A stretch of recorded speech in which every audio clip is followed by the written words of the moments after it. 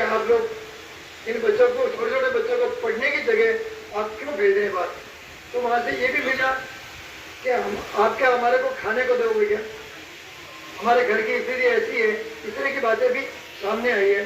तो कुछ तो मजबूरी के बारे में है, लेकिन रेस्क्यू करवाने हमारी टीम हमेशा तत्पर रहती है। हमारे को साथ में भी हमने कार्रवाई करवाई है, तो हम घर घर जाकर के बता रहे हैं। लेकिन बात यही है कि हमारे यहाँ से जो बच्चे प्लान करते हैं, आप मानते हैं कि 1.5 महीने की छुट्टी होती है एग्जाम के परीक्षा के बाद में, तो वो भी 1.5 महीने के लिए भेज देगा, आपके फीस का पैसा तो आ जाएगा। तो वो फिर वहाँ पे जाकर के वहाँ जाते हैं, तो महीने 1.5 महीना काम करते हैं, 7-8 हज़ार रुपये अगर मिल जाते हैं तो क्या एक तो फोन खरीद लेते हैं, फिर वो कान में डालने का ले लेते हैं एयरफोन, और ड्रेस पहन के आते हैं। यहाँ आकर के उनको झटका लग जाता है कि पढ़ने से क्या होने वाला, वहाँ तो बहुत अच्छा खाना मिल रहा है, काम तो करना पड़ता है, लेकिन अच्छे रहते हैं रोज।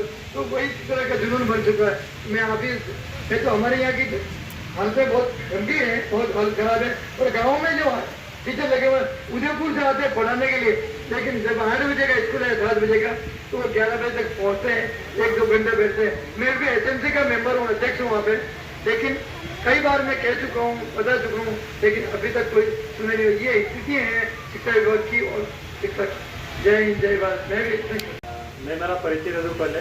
मेरा नाम धर्मराज गुर्जर है और मैं आजीविका ब्यूरो संस्था से जुड़ा हुआ हूँ।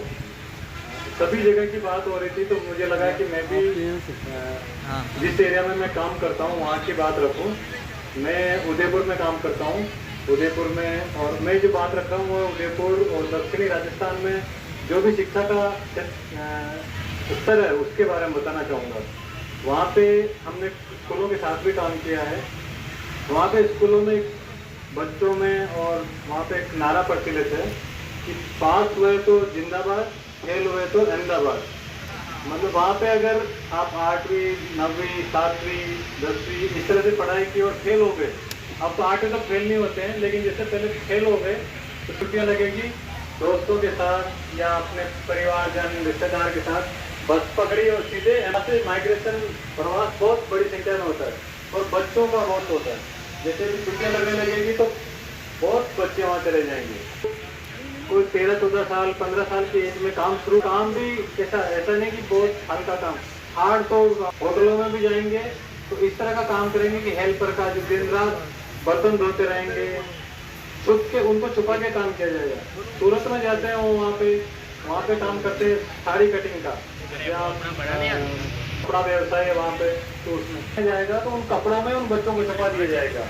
वो बच्चे दूसरों को दिखे काम करते हैं, महीनों तक वो वापस घर नहीं आ सकते। कई शिकायतें हमारे केंद्र पे आती है कि हमारे बच्चे हमने भेजे थे वापस नहीं आ रहे, कोई संपर्क नहीं हो रहा है। तो हम जो एक लेबर लाइन चलाते हैं उसके माध्यम से बहुत सारे बच्चों को रेस्क्यू भी वहाँ से करवाया।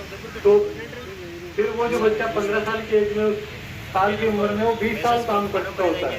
15 साल की उम्र से काम शुरू किया तो 35 साल की उम्र में उसका शरीर जवाब दे देता है, और वो उसका जो काम करने का जो कैपेसिटी है, क्षमता है, वो 35-40 साल में वो एक तरह से रिटायर हो गए। वो भी कम उम्र में उसकी शादी हुई, उसके जो बच्चे हैं वो वापस वही 14-15 साल की उम्र में वो जा रहे होते हैं। तो वो जो एक चक्कर है, वो चक्कर से वो परिवार निकल नहीं पाते। और आदिवासी समुदाय में बहुत ज़्यादा है वहाँ पे। और स्कूलों की हालत देखें तो स्कूलों के साथ जब हमने नज़दीक से काम किया तो स्कूल में कई टीचर वहाँ के स्थानीय या फिर बाहर से आए हुए टीचर हैं, तो वो भी यही मानते हैं और बातचीत में भी इस तरह से बातचीत करते हैं उन बच्चों से कि तुमको क्या करना है, तुम्हें मजदूरी तो करनी है। तो पढ़ाई लिखाई पे उन पर कोई विशेष ध्यान दिया नहीं जाता। हम संस्था की तरफ से स्कूलों में लाइफ स्किल के सेशन लेने जाते हैं, सब निकल के आते कि बहुत सारी चीज़ें की पढ़ाई लिखाई का लेवल पर बहुत ही कम है। जो खुद वहाँ के प्रिंसिपल है, टीचर है, वो उन बच्चों को उनके साथ इस तरह से व्यवहार करते हैं कि बच्चों का ही मोटिवेशन डाउन हो जाता है।